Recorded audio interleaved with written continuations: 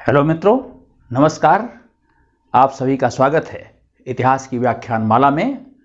और आज हम आपको ले चलते हैं एक ऐसे साम्राज्य की ओर जिसका बहुत गौरवशाली अतीत रहा है। ऐसा साम्राज्य जो 3 महाद्वीपों में फैला हुआ था। 3 महाद्वीपों में फैले हुए उस रोमन साम्राज्य की कहानी और उस रोमन साम्राज्य के विकास के बारे में हम चर्चा करेंगे, जो बहुत ही रोचक होगा। इतिहास को कैसे रोचक तरीके से पढ़ा जाए और विषय का पूरा आनंद लेते हुए सारे तथ्यों को क्रम से समझा जाए, आइए उस यात्रा पर चलते हैं। 3 महाद्वीप में फैला हुआ साम्राज्य जो रोमन साम्राज्य था, सबसे पहले हम उसकी स्थिति देख लें। मानचित्र में देखिए, आपके सामने मानचित्र है। इस मानचित्र में रोमन साम्राज्य के विस्तार को देखिए। उत्तर में राइन और डेन्यूब नदी से लेकर के दक्षिण में सहारा रेगिस्तान तक, भूमध्य सागर के चारों ओर, पश्चिम में स्पेन से लेकर के पूर्व में भूमध्य सागर के पार सीरिया तक, ऐसा साम्राज्य फैला हुआ था। भूमध्य सागर के चारों ओर इस साम्राज्य का विस्तार था। मानचित्र में आप कुछ नगरों को भी देख रहे होंगे, कुछ प्रधान नगर दिख रहे हैं। उन नगरों को देखिए। रोम, नेपल्स, फ्यूम, काहिरा, सिकंदरिया, एंटियोक, ट्रेंजियर्स, गाल क्षेत्र, ये वो विस्तार क्षेत्र है रोम साम्राज्य का जो 3 महाद्वीपों में फैला हुआ था। इस साम्राज्य का उदय कैसे हुआ, इस साम्राज्य के बारे में हम जानते कैसे हैं, इन सब तथ्यों को अब हम देखते हैं। विस्तार आपने देख लिया। रोमन साम्राज्य के विकास की जो कहानी है वो बड़ी अद्भुत है, बहुत रोचक है। रोमन साम्राज्य के बारे में जो जानने के स्रोत हैं, उन स्रोतों में ये प्रमाण मिलता है कि जो इटली के आसपास का क्षेत्र था, लैटियम क्षेत्र, इसको कहते थे लैटियम प्रदेश। इस लैटियम प्रदेश में कबायली आधार पर समाज का संगठन था। कबीले रहते थे और उन कबीलों के बीच युद्ध आदि होते रहते थे। लैटियम क्षेत्र का एक प्रधान कबीला था अल्बा लोंगा। अल्बा लोंगा जो कबीला था, उसके राजा की बेटी का विवाह मार्स के साथ हुआ। मार्स, जिसको उस समय प्रधान देवता के रूप में लोग मानते थे रोमन साम्राज्य के लोग, मार्स के साथ अल्बा लोंगा के संयोग से 2 पुत्र पैदा हुए। एक का नाम था रोमुलस और दूसरे का नाम था रेमस। कहते हैं कि इन दोनों भाइयों का पालन एक भेड़िया मादा ने किया। उसने इन दोनों बच्चों को दूध पिला करके पाला। बाद में रोमा देवी के आशीर्वाद से, कृपा से, रोमुलस ने रोम शहर की स्थापना की और रोम शहर के आसपास का जो इलाका था उसकी हदबंदी कर दी, सीमा अंकित कर दी। और यह था कि उस सीमा को कोई पार नहीं करेगा। जो रेमस इसका छोटा भाई था, उसने उस हदबंदी को पार कर दी और इस बात को लेकर के दोनों भाइयों में संघर्ष हुआ, जिसमें रेमस की हत्या कर दी गई। रोमुलस शासक बना और उसने आसपास की जो कबीली जातियां थी उन सब का दमन करके इटली में, जो आज टाइबर नदी के किनारे रोम स्थित है, वहां अपने साम्राज्य की स्थापना की।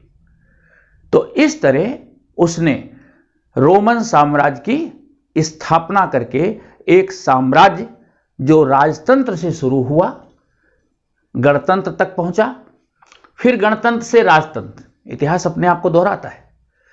बड़ा अद्भुत संयोग है कि वो साम्राज्य जो राजतंत्र से गणतंत्र की यात्रा पर गया और फिर गणतंत्र से राजतंत्र एक वर्तुल, एक सर्कल पूरा हो गया। तो रोमलस के द्वारा जो रोम साम्राज्य की स्थापना हुई, कैसे वो गणतंत्र तक पहुंचा, क्या क्या यात्रा में विराम आए और गणतंत्र से फिर कैसे वो राजतंत्र तक पहुंचा, इसको देखते हैं।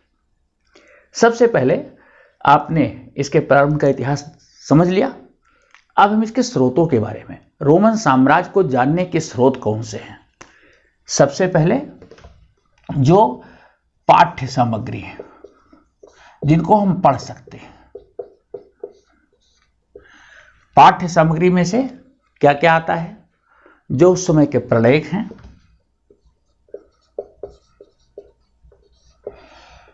उस समय के ऐसी पुस्तकें, साहित्यिक साक्ष्य,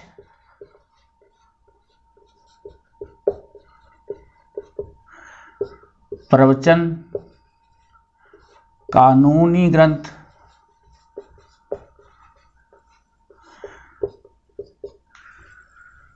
ये सब चीजें जिनको हम पढ़ सकते हैं। दस्तावेज,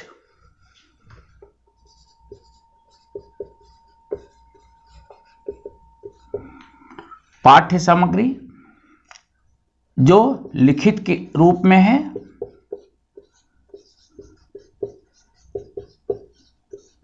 इसमें अभिलेख भी हैं, पैपायरस, लेख जो पांडुलिपियों के रूप में है, पाठ्य सामग्री, लिखित सामग्री या दस्तावेज,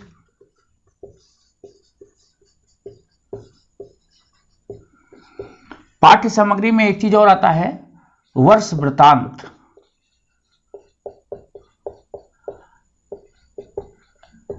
एनल्स,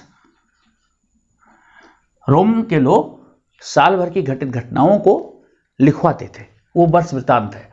तो ऐसे वर्ष वृतांत, प्रलेख, साहित्यिक साक्ष्य, प्रवचन, कानूनी ग्रंथ, दस्तावेज, अभिलेख, पेपायरस जो पांडुलिपि के रूप में है, तो ये दो स्रोत, एक पाठ्य सामग्री, दूसरा लिखित दस्तावेज। तीसरा वो स्रोत जिससे कि हमको रोमन साम्राज्य के बारे में जानकारी मिलती है, वो है पुरातात्विक अवशेष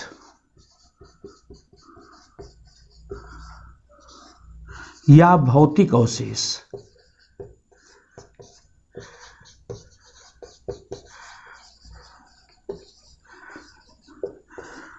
जो प्राचीन इमारतें हैं उनके खंडहर, प्राप्त सामग्रियां, लोगों द्वारा प्रयोग किए जाने वाले सामान जो खुदाई में प्राप्त हुए हैं, उनसे उस समय के बारे में हम अनुमान लगाते हैं।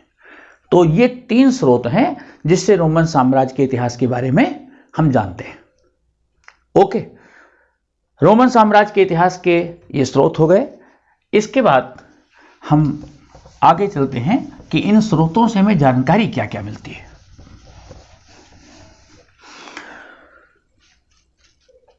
इन स्रोतों से सबसे पहले वहां के शासकों के बारे में, कि शासक कौन कौन से हुए, उनके बारे में, प्रिंसिपेट व्यवस्था क्या थी, पूर्ववर्ती और परवर्ती व्यवस्था क्या थी, इसको हम समझेंगे।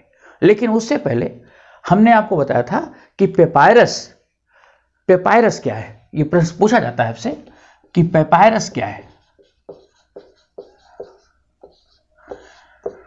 पेपायरस एक पौधा है जो मिस्र में नील नदी के किनारे पैदा होता था।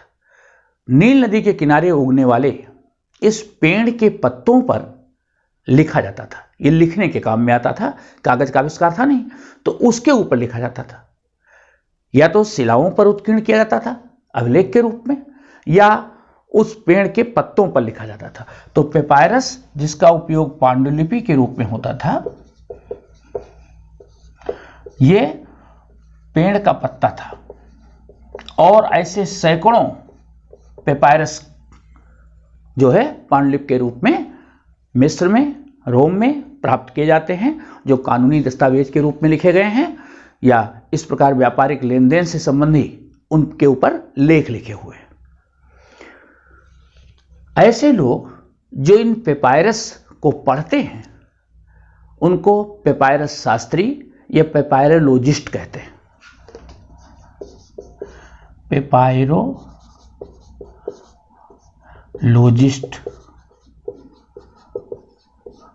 पेपायरोलॉजिस्ट ऐसे लोग जो ऐसी पेपायरस की पांडुलिपियों को पढ़ते हैं।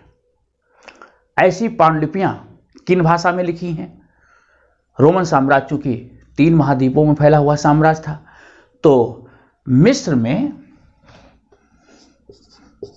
सबसे ज्यादा पेपायरस मिले हैं, तो वहां की जो भाषा है काप्टिक भाषा है। काप्टिक भाषा में लिखे हैं। रोम में प्राप्त होने वाले जो रोम है, स्पेन है, रोम में लैटिन और ग्रीक, स्पेन में केल्टिक, अफ्रीका में प्यूनिक या जो बर्बर, जो सब लोगों की भाषा थी, प्यूनिक भाषा।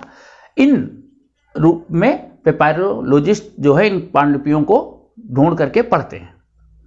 ज्यादातर जो दस्तावेज की भाषा है वो लैटिन और ग्रीक, या इसको हिंदी में यूनानी। रोम के जो सरकारी दस्तावेज हैं वो लैटिन और ग्रीक में है। मिस्र में लोगों की भाषा काप्टिक थी, स्पेन में केल्टिक थी, अफ्रीका के जो सहारा रेगिस्तानीय क्षेत्र था वहां प्यूनिक भाषा लोग बोलते थे। लैटिन किधर बोली जाती थी? जो स्पेन आदि का क्षेत्र था, पश्चिमी यूरोप, वहां लैटिन बोली जाती थी। पूर्वी यूरोप में ग्रीक भाषा बोली जाती थी। तो पांडुलिपियां भी मुख्य रूप से लैटिन और ग्रीक में लिखी गई हैं। ये लोगों द्वारा बोली जाने वाली भाषाएं हैं। ओके, पेपायरस आपने देख लिया। पेपरोलॉजिस्ट किसे कहते थे, वहां के लोगों द्वारा बोली जाने वाली भाषा कौन सी थी, और इन पांडुलिपियों के आधार पर जो इतिहास लिखा गया, कौन कौन से शासक हुए, उन शासकों के बारे में हम पढ़ते हैं।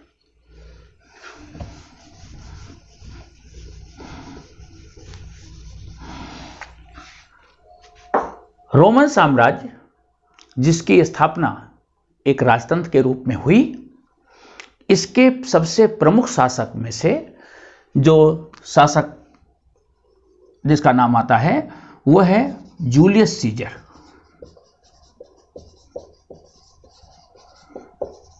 अक्टूबर 49 BCE से लेकर इसका समय है 15 मार्च 44 BCE। यह है 29 अक्टूबर। 29 अक्टूबर 49 BCE से ईसा पूर्व से लेकर के 15 मार्च 44, ओके, 44 ईसा पूर्व, ये जूलियस सीजर का समय है। ये एक बहुत विजेता और एक महान शासक था। जूलियस सीजर ने तानाशाही साम्राज्य राजतंत्र की स्थापना की। इससे पहले रोम में जो राजतंत्र थे वो राजा तो जरूर होते थे, लेकिन राजा तानाशाह नहीं होते थे। राजा कार्यपालिका और न्यायपालिका का प्रधान होता था, लेकिन जो विधायिका थी, कानून बनाने का जो अधिकार था, वो राजा के पास नहीं था। चूंकि शुरू में वो क्षेत्र सब कबायली थे, तो जो कबीले थे, कबीले के जो मुखिया होते थे, इन मुखिया लोगों को मिला करके एक संस्था बनाई जाती थी जिसे सीनेट कहते थे। सीनेट के सदस्य वो सभी नागरिक होते थे जो सेना में काम कर सके, और इन नागरिकों की सहमत से ही कानून बनते थे। राजा द्वारा बनाए गए किसी कानून को ये पारित भी नहीं होने दे सकते थे। अगर ये चाहें तो उसको हटा भी सकते थे, इनके पास इतनी शक्ति थी। तो सीनेट जो थी वो बड़ी प्रभावी थी। तो राजा होता जरूर था, लेकिन अपनी मनमानी नहीं कर सकता था। जूलियस सीजर ऐसा शासक हुआ। पहले वो काउंसलर था, काउंसिल के पद पर था। बाद में उसने तानाशाही अधिकार प्राप्त कर लिया, सारी शक्तियां अपने हाथ में प्राप्त कर ली और मिस्र तक उसने अपनी जीत दर्ज की। मिस्र पर भी अपने साम्राज्य उसने स्थापित किया। जूलियस सीजर अपने शासक के पद को सीनेट के द्वारा वैधानिक मान्यता दिलाना चाहता था और इसी सिलसिले में 15 मार्च 44 ईसा पूर्व को सीनेट की बैठक आयोजित हो रही थी। उसी बैठक में उसके कुछ बहुत ही विश्वस्त जो सीनेटर थे, उन सीनेटर ने जूलियस सीजर को घेर लिया और जूलियस सीजर के ऊपर प्रहार करना चालू कर दिया।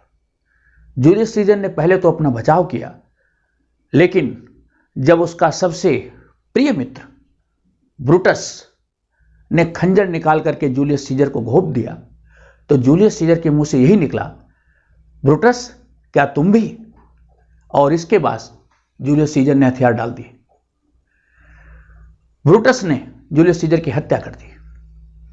जूलियस सीजर की हत्या के बाद उस जूलियस सीजर का मित्र मार्क एंटोनी और जूलियस सीजर का एक दत्तक पुत्र था, उसका नाम था ऑक्टेवियन।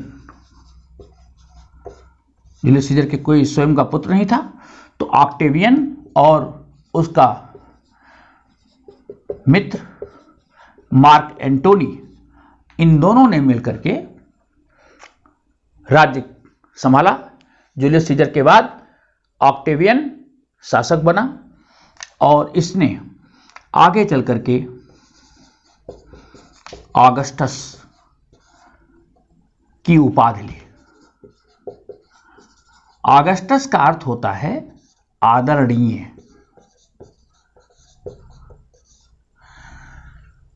पिता की हत्या हो गई थी। ऑक्टेवियन ने तत्कालीन परिस्थिति में मार्क एंटोनी के साथ समझौता करके राजगद्दी प्राप्त कर ली। स्थिति गृहयुद्ध जैसी थी। धीरे धीरे राज्य में स्थिरता आई।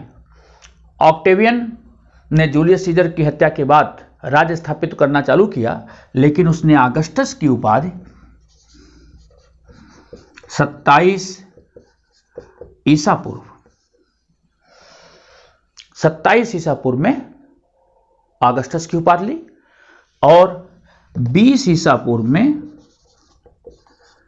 उसने इंपरेटर का मतलब होता है सम्राट, इंपरेटर की उपाधि ले ली। सम्राट का मतलब सारी शक्तियां उसके हाथ में आ गई। तो सही अर्थों में राजतंत्र, लेकिन ये एक छद्म राजतंत्र था। राजा तो बन गया, लेकिन उसने राजा बनने का, तानाशाह बनने का जो है दिखावा नहीं किया।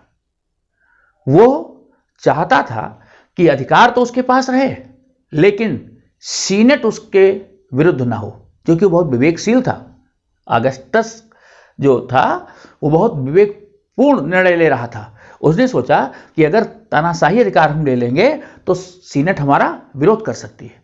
इसलिए उसने जो गणतंत्र था, जो सीनेट की व्यवस्था थी, गणतंत्र की जो संस्थाएं थी, उन संस्थाओं को बनाए रखा, सीनेट को भंग नहीं किया और उसने राजतंत्र को मजबूत भी करना जारी रखा। उसने प्रिंसेप की उपाधि ली। प्रिंसेप्स का मतलब होता है, लैटिन भाषा का शब्द है जिसका अर्थ है प्रधान नागरिक। उसने अपने आप को प्रधान नागरिक घोषित किया। उसने कहीं तानाशाह या सम्राट नहीं घोषित किया। उसने प्रिंसेप अपने आप को कहा। प्रिंसेप का अर्थ होता है प्रधान नागरिक। मतलब वो एक शासक तो है, लेकिन सीनेट और जो दूसरी गणतांत्रिक संस्थाएं हैं वो प्रशासन को संचालित करेंगी। ओके, इस तरह से उसने राजतंत्र को एक मजबूत आधार दिया और 27 ईसा पूर्व से उसने ऑगस्टस की उपाधि ले ली थी। शासक तो अपने पिता की हत्या के बाद ही बन गया था 44 ईसा पूर्व से। तो आगस्टस का समय 44 BCE से लेकर के 14 BCE तक है। ठीक, 14 BCE तक वो शासक रहा। आगस्टस को भी स्वयं का पुत्र नहीं था। इसने टिबेरियस, जो इसकी तीसरी पत्नी का सौतेला पुत्र था, ये सौतेला पुत्र था आगस्टस का, तीसरी पत्नी का, इसको उसने अपना उत्तराधिकारी चुना। आगस्टस का उत्तराधिकारी हुआ टिबेरियस, लेकिन इसने राजतंत्र को मजबूत आधार दिया था। सीनेट से इसने दत्तक पुत्र के अधिकार की मंजूरी ले ली। रोम में पिता का उत्तराधिकार पुत्र को मिलता था, तो दत्तक पुत्र को भी अधिकार बराबर मिले, इसके लिए उसने सीनेट से अपने जीवन काल में ही मंजूरी ले ली कि टिबेरियस उत्तराधिकारी होगा। और टिबेरियस के दावे को मजबूत करने के लिए उसने अपनी पुत्री जूलिया का विवाह भी टिबेरियस के साथ कर दिया। जूलिया जो उसकी पुत्री थी, उसने टिबेरियस के साथ शादी कर दी, जिससे कि वैवाहिक संबंध और मजबूत हो जाए। आगस्टस का काल बहुत शांति और समृद्ध का काल था। एक लंबी उम्र उसने जी, 75 वर्ष तक, 75 वर्ष की आयु तक उसने सफलतापूर्वक शासन किया। यहां एक चीज आप थोड़ा इसको करेक्ट करेंगे, जो 14 BCE है इसको सी करेंगे। 14 CE में ऑक्टेवियन जो है ये इसका समय है। तो ऑक्टेवियन जो है 44 BC में अपने पिता जूलियस सीजर की मृत्यु के बाद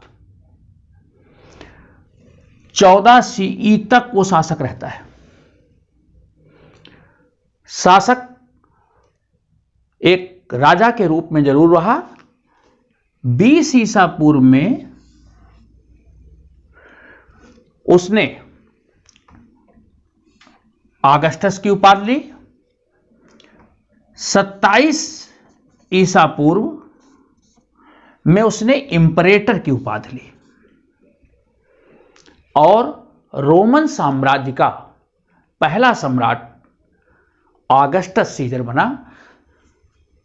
उसके पिता ने, याद हो मैंने बताया था कि सम्राट बनने के लिए ही सीनेट की सभा में वो गया था, जहां उसकी हत्या कर दी गई थी। तो जो गणतंत्र चला आ रहा था 509 ईसा पूर्व से, वो 27 ईसा पूर्व तक रहा। 27 ईसा पूर्व में जब ऑक्टेवियन ने इंपरेटर की उपाधि ले ली, तो इस प्रकार से रोम में सम्राट के शासन वाली व्यवस्था का प्रारंभ होता है। आगस्टस ने लंबे समय तक अपना शासन किया, 44 से लेकर के 14 CE तक। इसके अपना स्वयं का पुत्र नहीं था। इसने अपना दत्तक पुत्र, ये जो टिबेरियस है, उसका सौतेला पुत्र था, उसकी तीसरी पत्नी का पुत्र था, और उसने अपने इस पुत्र का विवाह जूलिया जो उसकी पुत्री थी उसके साथ करा दिया था। तो सौतेला पुत्र और साथ साथ इसका दामाद भी था। इसने अपने शासनकाल में ही इसको अपना उत्तराधिकारी टिबेरियस को घोषित कर दिया था। ओके, तो इस तरह टिबेरियस उसकी मृत्यु के बाद उसका उत्तराधिकारी बना। टिबेरियस हुआ। टिबेरियस ने भी सफलतापूर्वक शासन किया और ईसवी सन की जो प्रथम सदी है, 37 ईस्वी तक, अर्थात 37 CE तक टिबेरियस ने शासन किया। और टिबेरियस ने शासन व्यवस्था को सुचारू रूप से संचालित किया। इसकी मृत्यु के बाद प्रथम सदी ईस्वी का जो उत्तरार्ध था, वो रोमन साम्राज्य में एक संक्रमण का दौर रहा। राजा आए और गए, राज्य में राजनीतिक रूप से अस्थिरता रही। 69 CE ये वो वर्ष था जिस वर्ष में एक वर्ष में 4 शासक बदल गए। इससे आप अंदाजा लगा सकते हैं कि रोमन साम्राज्य में एक राजनीतिक अस्थिरता आई। शासक अयोग्य थे, केवल एक वर्ष में 4 शासकों का बार बार गद्दी पर बैठना और जाना। तो रोमन साम्राज्य का जो प्रथम सदी ईस्वी का समय था, उत्तरार्ध का समय, वो अच्छा नहीं रहा। लेकिन उसके बाद एक ऐसा शासक आया जिसने रोम साम्राज्य को फिर से मजबूत आधार दिया। वो था त्राजन। 98 से 117 CE इसका समय है त्राजन का। 98 से लेकर के 117 ईस्वी इसने फिर राजनीतिक स्थिरता प्रदान की और जो साम्राज्य का विस्तार था उस साम्राज्य के विस्तार को भी इसने बढ़ाया। त्राजन के साम्राज्य विस्तार में जो प्रयास किया गया वो था फरात नदी के क्षेत्र पर आक्रमण करना। रोमन साम्राज्य का पड़ोसी साम्राज्य था ससानी वंश, जो ईरान का क्षेत्र है, वहां पर ससानी वंश का शासन था।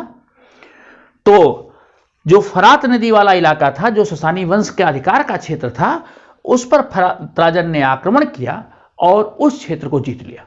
मतलब पूर्व की तरफ रोमन साम्राज्य का विस्तार त्राजन के समय में हुआ। साम्राज्य को केवल मजबूती ही नहीं दी बल्कि साम्राज्य का विस्तार भी किया। जो इसके आगे आने वाले जो उत्तराधिकारी थे त्राजन के, उन्होंने इस विस्तार की नीति को छोड़ दिया। त्राजन तक तो ये रही विस्तार की नीति, लेकिन आगे आने वाले उत्तराधिकारियों ने, चूंकि साम्राज्य बहुत विस्तृत था, 3 महाद्वीपों में फैला हुआ था, स्पेन से लेकर के सुदूरवर्ती ईरान तक शासन को सुव्यवस्थित कर पाना मुश्किल था, इसलिए उत्तराधिकारियों ने इस सफलता के क्रम को, साम्राज्य विस्तार के क्रम को रोक दिया। यहां तक कि आने वाले शासकों ने उसको सीमित भी कर लिया। तो त्राजन की एक उपलब्धि साम्राज्य विस्तार की थी। आइए रोमन साम्राज्य में और कौन से प्रमुख शासक हुए, उन शासकों की उपलब्धियों, उनके सुधारों पर हम जरा चर्चा कर लेते हैं।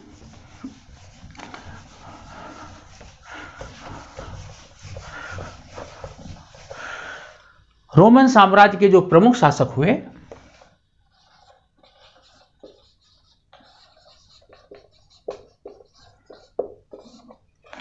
प्रमुख शासकों में से सबसे पहले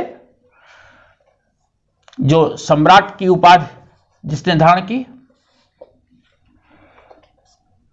ऑगस्टस।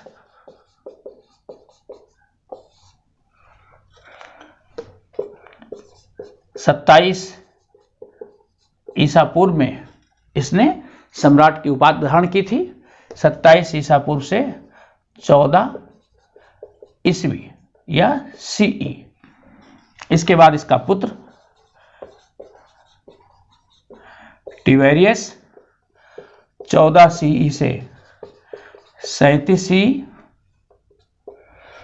इसके बाद योग्य शासकों में से है त्राजन 98 CE से 117 CE। त्राजन के बाद गैलिनस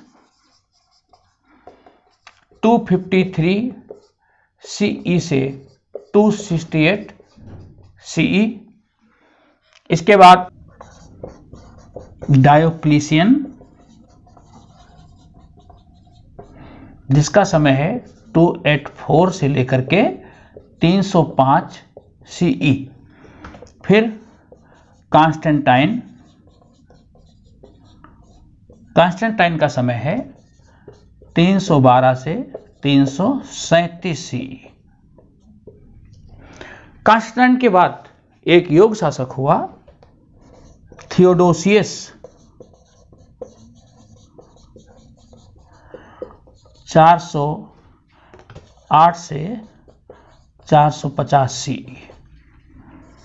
और अंतिम योग्य शासक में जिसने कि रोमन साम्राज्य को बर्बर जातियों से मुक्ति दिलाई, जस्टिनियन।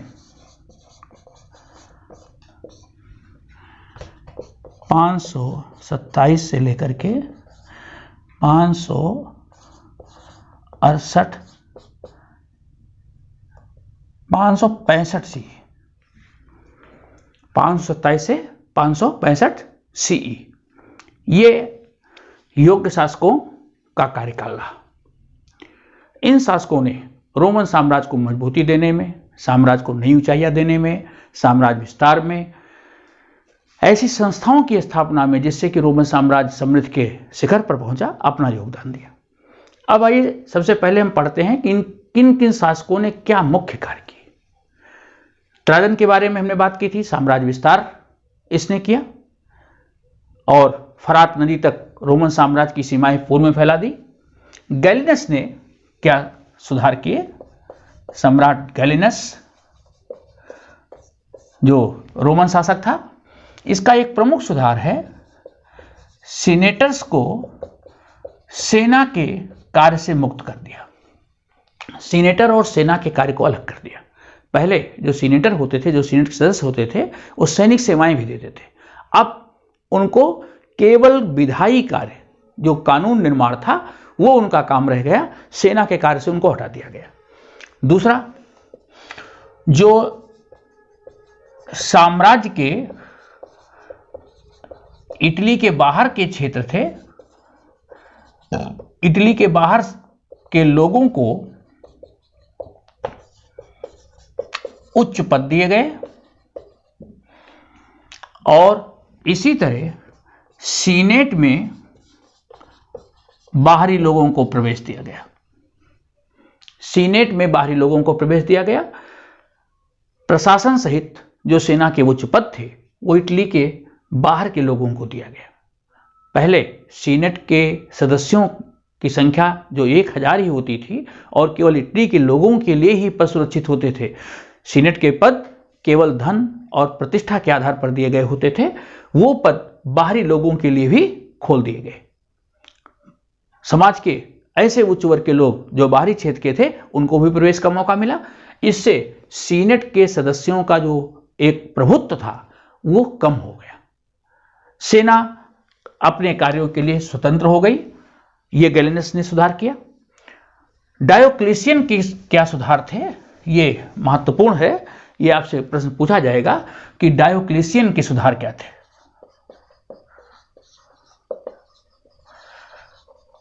डायोक्लेशियन जो अपने सुधारों के लिए जाना जाता है, मुख्य रूप से डायोक्लेशियन के सुधारों में डायोक्लेशियन ने देखा कि साम्राज्य बहुत विस्तृत है और इतने विस्तृत साम्राज्य के ऊपर प्रभावी शासन नहीं हो पा रहा है, कंट्रोल करना मुश्किल है। अच्छे तरह से नियंत्रण करने के लिए उसने जो सुदूरवर्ती क्षेत्र थे, सुदूरवर्ती क्षेत्रों को जहां आसानी से नहीं पहुंचा सकता था, उसने उनको छोड़ दिया। साम्राज्य को सीमित कर दिया, साम्राज्य की सीमाएं सीमित कर दी। नंबर 2, सीमाओं पर किलेबंदी कर दी। सीमाओं पर किलेबंदी कर दी गई। ऐसे क्षेत्र जहां नहीं पहुंच सकते थे, उनको छोड़ दिया गया। जितना क्षेत्र था उसको मजबूती से व्यवस्थित करने के लिए, सुरक्षित करने के लिए सीमाओं पर इसके समय में किलेबंदी कर दी गई। इसका समय आप देखिए 284 है। 297 सी में इसने साम्राज्य का पुनर्गठन किया। नए राज्य बनाए गए और ऐसे 100 राज्यों का गठन हुआ। 100 राज्य बनाए गए। प्रत्येक राज्य में राज्यपाल या गवर्नर रखा गया जो शासन को सुव्यवस्थित करता था। उच्च वर्ग के द्वारा राजस्व की वसूली होती थी। मतलब प्रशासनिक नियंत्रण स्थापित करने के लिए पूरे साम्राज्य को 100 प्रांतों में बांट दिया गया। नेक्स्ट,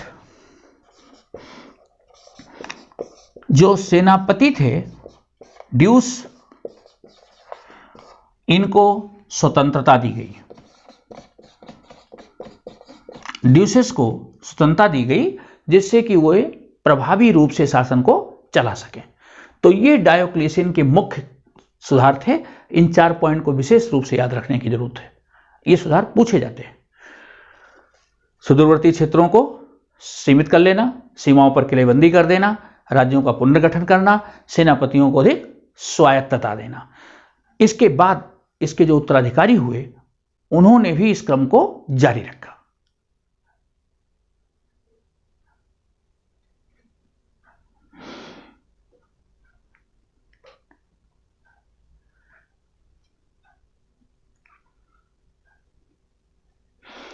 अब हम पढ़ते हैं कॉन्स्टेंटाइन के क्या सुधार थे।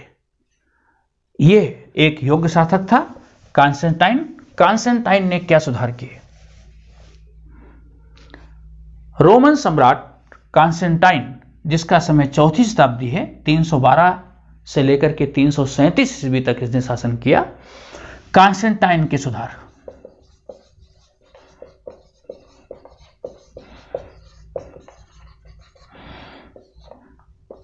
कॉन्स्टेंटाइन के सुधारों में सबसे पहला मुद्रा संबंधी सुधार।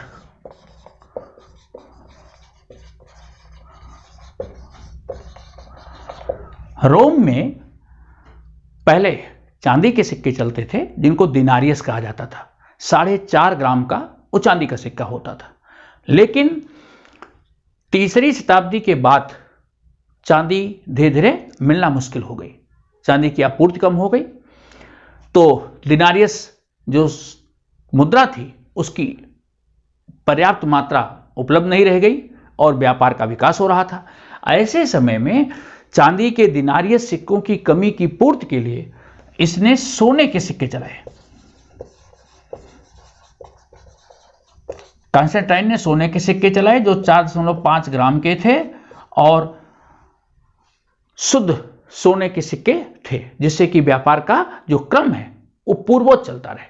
व्यापार का विकास विशेष रूप से इसके समय में हुआ। तो सोने के सिक्के का प्रचलन इसका प्रमुख सुधार। दूसरा, साम्राज्य बहुत विस्तृत था। रोमन साम्राज्य प्रशासनिक नियंत्रण को स्थापित करने के लिए, जिसको बैजेंटाइन साम्राज्य कहते थे, काला सागर के किनारे जिसे इस्तंबुल के नाम से जानते हैं, वहां पर इसने एक नई राजधानी बसाई जिसको कुस्तुनतुनिया के नाम से जानते हैं। उसके समय में इसका नाम था कॉन्स्टेंटिनोपुल।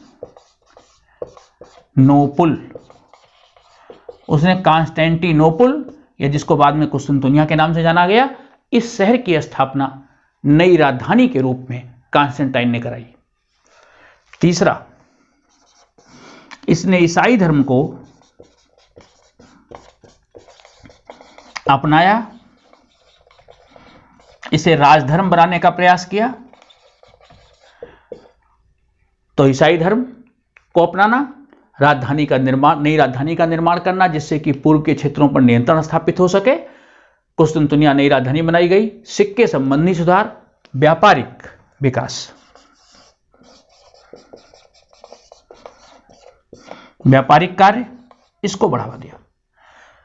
इसके समय में रोमन साम्राज्य का व्यापार जो अंतर्वर्ती राज्य के अंदर था, देशों के साथ भी व्यापार बढ़ा।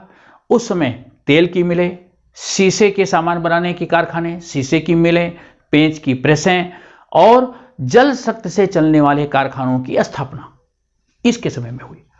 तो ये कॉन्स्टेंटाइन के मुख्य सुधार थे। कॉन्स्टेंटाइन के बाद थियोडोसियस और जस्टिनियन ने रोमन साम्राज्य को संभाले रखा। जस्टिनियन के समय जो बर्बर जातियों के आक्रमण हुए, लोम्बार्डों के, विसिगाथों के, बैंडल्स के, इन आक्रमणों से साम्राज्य को सुरक्षित करना, उनके द्वारा जीते गए क्षेत्रों को फिर से वापस लेना, जो रोमनोत्तर साम्राज्य है उसको फिर से छीन करके रोम को मजबूत आधार देना, ये जस्टिनियन का काम था। तो ये शासकों के प्रमुख कार्य हैं। अब रोम का प्रशासन कैसे चलता था उसके बारे में हम थोड़ा देख लें।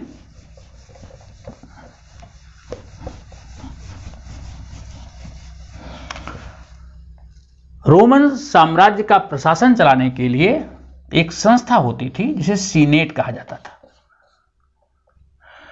यह एक निकाय के रूप में थी, एक निकाय या संस्था के रूप में। याद करिए, रोमन साम्राज्य की जब स्थापना हुई थी तो जो कबीले के लोग थे उनके मुखिया, उनसे सीनेट का निर्माण होता था। तो रोम और उसके आसपास के जो प्रभावशाली लोग होते थे वो सीनेट के सदस्य होते थे और इनको विधायी शक्ति प्राप्त थी, कानून निर्माण की शक्ति। शुरू में जो सैनिक सेवा के